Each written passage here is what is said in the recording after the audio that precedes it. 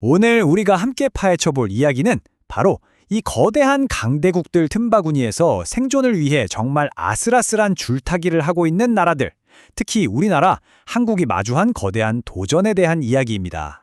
자, 상상 한번 해보실래요?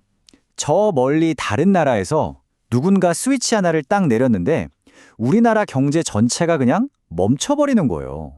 좀 영화 같은 얘기 같죠? 하지만 이게 바로 오늘 우리가 이야기할 경제 안보의 핵심입니다. 특정 강대국에 대한 의존이 어떻게 우리 경제에 치명적인 약점이 될 수 있는지 지금부터 한번 알아보겠습니다. 그래서 오늘은 이 순서로 한번 이야기를 풀어가 보려고 합니다. 먼저 거대한 강대국들이 어떻게 우리를 압박하는지 보고요. 이어서 미국의 탯줄이라고 불리는 보이지 않는 영향력과 에너지 공급망 같은 외부 충격들을 살펴볼 겁니다. 그리고 나서는 우리 내부의 문제점은 뭔지 그 균열을 들여다본 뒤에 이 모든 위기 속에서 새로운 길을 찾으려는 중견국들의 움직임까지 따라가 보겠습니다. 자, 그럼 첫 번째 이야기부터 시작해 볼까요? 바로 한국 같은 나라들이 미국과 또 다른 거대 세력인 브릭스 플러스 사이에서 얼마나 아슬아슬하게 외교를 펼치고 있는지 그 현실을 한번 보겠습니다. 요즘 세상을 보면 마치 거대한 자석의 양극처럼 딱 나뉘는 느낌이에요. 한쪽엔 미국 중심의 서방이, 다른 한쪽엔 중국 중심의 브릭스 플러스가 있죠. 그럼 한국 같은 중견국들은요? 바로 그 사이에서 어느 한쪽으로 완전히 끌려가지 않으면서 어떻게든 균형을 잡고 살아남아야 하는 그런 엄청난 과제를 안고 있는 겁니다. 그럼 구체적으로 어떤 압박을 받고 있을까요? 그 첫 번째가 바로 이 미국의 탯줄 문제입니다. 이게 보이지는 않지만 사실상 우리 경제에 목줄을 쥐고 있다고도 할 수 있거든요. 이게 대체 무슨 이야기일까요? 바로 이 스위프트라는 시스템 때문입니다. 아마 들어보신 분들도 계실 텐데요. 국제 거래를 하려면 거의 무조건 거쳐야 하는 금융전산망입니다. 근데 이게 구조가 좀 묘해요. 본부는 유럽에 있는데 거의 모든 거래가 미국 달러로 이루어지다 보니까 사실상 미국이 어마어마한 영향력을 행사하고 있습니다. 우리나라처럼 무역으로 먹고 사는 나라한테는 이게 거의 생명줄이나 다름없죠. 이게 왜 무섭냐면요.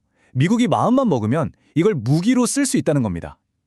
실제로 러시아가 우크라이나를 침공했을 때 미국이 스위프트망에서 러시아를 딱 차단해버렸거든요. 결과가 어땠을까요? 러시아 경제가 거의 마비 상태에 빠졌습니다. 이걸 지켜보는 다른 나라들, 특히 우리 같은 나라들은 등골이 오싹해지는 거죠. 아, 우리도 예외는 아니겠구나 하는 공포감이 드는 겁니다. 자, 금융 문제만 있는 게 아닙니다. 또 다른 외부 충격, 바로 에너지와 공급망 문제입니다. 이건 우리 실생활과도 아주 밀접한 관련이 있죠. 이 그래프 좀 보세요. 러시아 우크라이나 전쟁이 터지자마자 유럽의 에너지 가격이 그냥 수식으로 솟구치는 거 보이시죠? 이건 정말 남의 일이 아닙니다. 특히 에너지를 거의 전량 수입에 의존하는 우리나라 같은 경우에는 직격탄을 맞을 수밖에 없는 구조예요. 그러니까 이게 단순히 올겨울에 난방비가 좀 오르겠네? 이 수준의 문제가 아니라는 겁니다. 공장 돌리는 비용, 물건 실어 나르는 비용, 모든 게 다 오르는 거예요. 그럼 우리나라에서 만든 제품 가격은 어떻게 될까요? 당연히 비싸지겠죠. 결국 국가 산업 전체의 경쟁력이 흔들리는 아주 심각한 위협이 되는 겁니다. 지금까지는 밖에서 오는 위협들을 살펴봤는데요. 사실 더 무서운 건 우리 안에 있을지도 모릅니다. 이제 내부의 균열, 우리 스스로의 취약점을 한번 솔직하게 들여다보죠. 선진국이랑 하는 프랑스도 상황이 만만치 않습니다. 은퇴한 사람 1명을 일하는 사람 2명이 채 안 되는 인원이 부양해야 합니다. 이러니 사회 전체가 얼마나 삐걱거리겠어요. 이걸 바로 인구 구조 시한폭탄이라고 부르죠.